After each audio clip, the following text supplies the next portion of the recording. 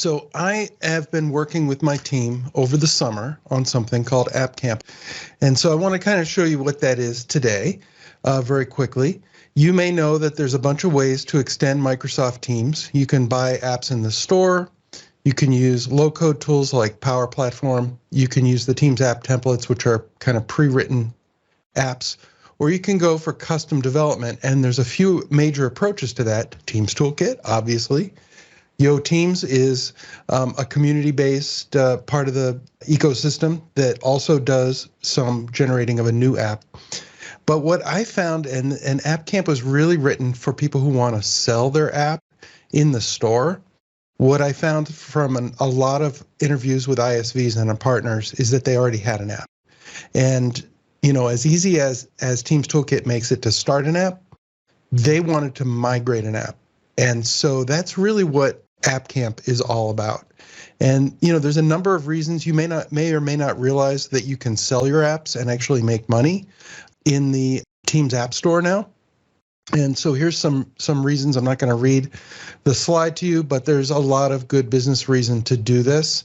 And really, we only charge 3% for the transaction fee, which compared to the industry standard of 20% means that you get to keep 97% of what you earn by selling your app in the store. Now, John alluded to this earlier. Microsoft Teams apps do not run in Teams. They run somewhere else, and they appear in Teams through the courtesy of this app manifest that he kindly showed a few minutes ago. These apps work the same way, whether they're created with Teams Toolkit or something else. They're hosted somewhere, and Teams is going to cleverly stitch them together.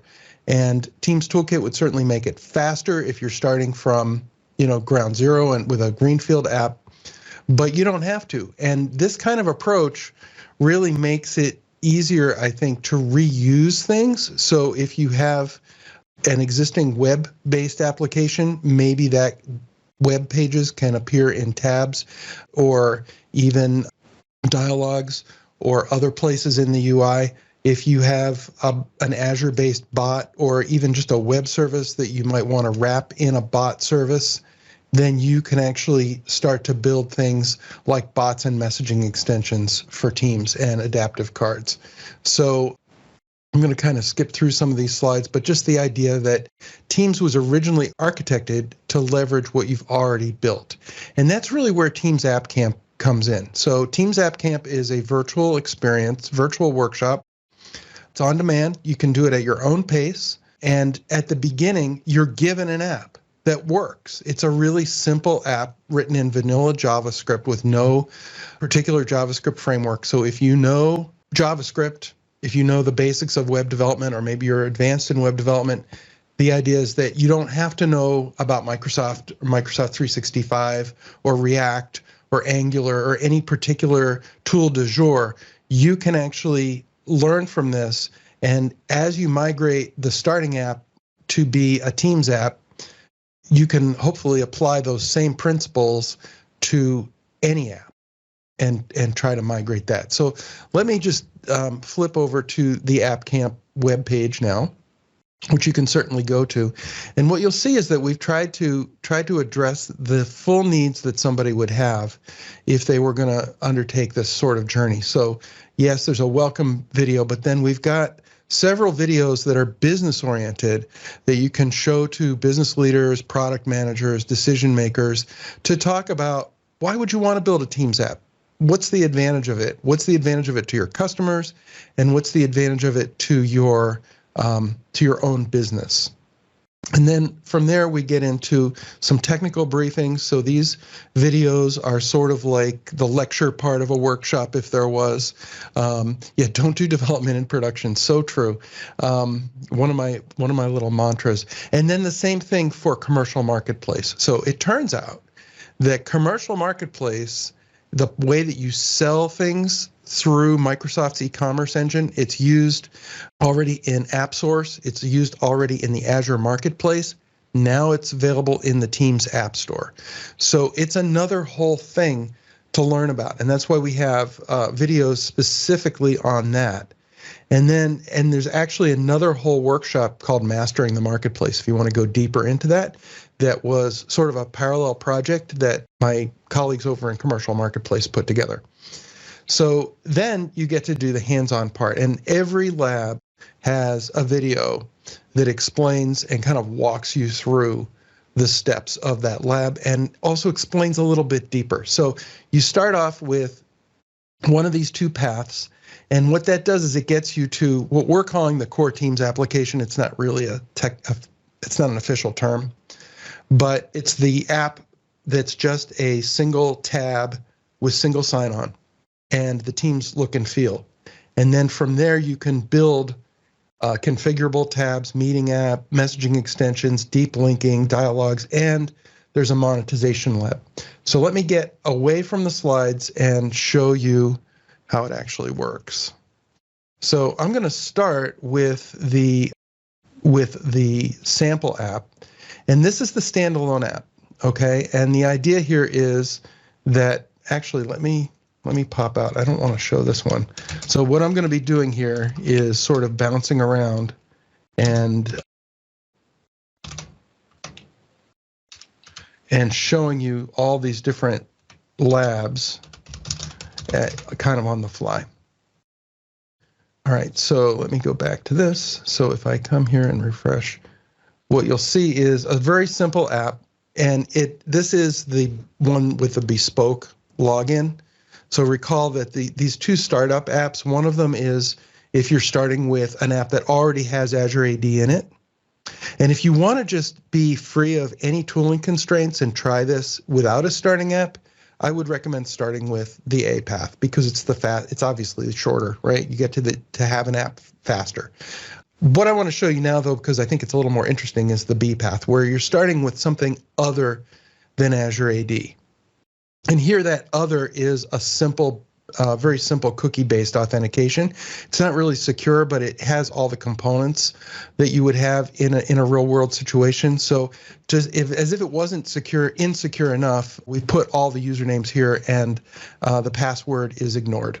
But now I'm logged in, and if I take a look at my console, you can see we're actually validating each request. So if I try to run this inside of Teams, let's see what happens. If I come over here to Teams, and it might still be logged in from before, I'm not sure. Yeah. So I'm going to get this message. You can't run this app in an iframe because most auth systems won't allow you to run in an iframe. So in the next lab, you'll solve that with a pop-up window. And so if I come, I'm not going to be needing this one anymore.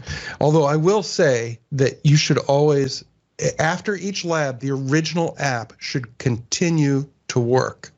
So part of the idea is you're migrating your app to Teams without breaking it, because this is the real world, right? ISVs got their existing customers already. So what this does is it just says, look, you can't run it in an iframe, fine. We'll run it in a Teams pop-up window.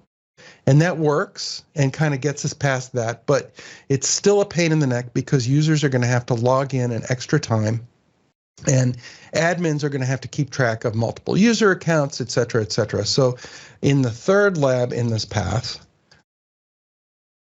you're going to actually build it with Azure AD single sign-on.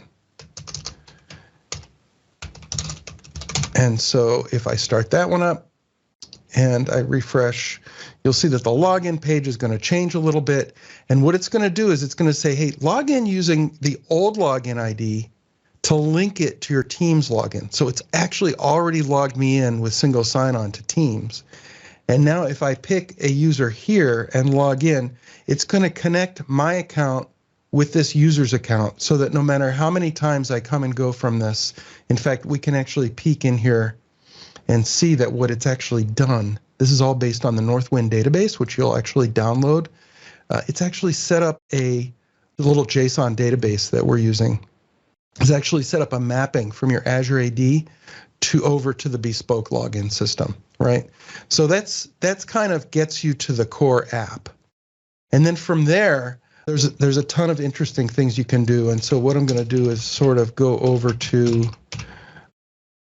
the extended labs, and this folder right here has all the labs completed. But you can do them in any order you want, sort of one at a time. One of them, well, first of all, it adds the Teams, sort of the Teams styles and look and feel. So you can see it's actually changed a bit. But I can also come in here to a channel. Suppose we're in a Teams channel and we're working on the beverages department at Northwind. And every time I want to view the beverages, I have to go back to this app, click here, then go to products, then go to beverages, and I can see the beverages. It's kind of a lot of clicking, and it sort of undermines the value of putting your app into Teams. So wouldn't it be better if, and one of the labs will guide you through this, if I could just add that tab directly to the team, select the information once, navigate to that information once, and then from then on, anytime anybody's in that team, bang, there's the information they want, and they can kind of come in and start navigating, right? So you'll learn how to do that. You'll learn how to do this also. There's another lab that builds on this, in which you build a Teams meeting app. There's another lab in which you build a messaging extension. Let me just sort of close by saying that you will also learn how to monetize your app in these labs. And we're out of time, so I'll leave it at that. But I will encourage you all to check out AppCamp, aka.ms/AppCamp. Thank you. Excellent. Thank you, Bob. Really, really cool stuff, and such a great set of tutorials and guided, step-by-step guided tutorials on getting started on these things. But thank you, Robert. Thank you, John. Thank you, Bob. Really, really cool demos today. We'll get the recording available in the YouTube channel within 24 hours.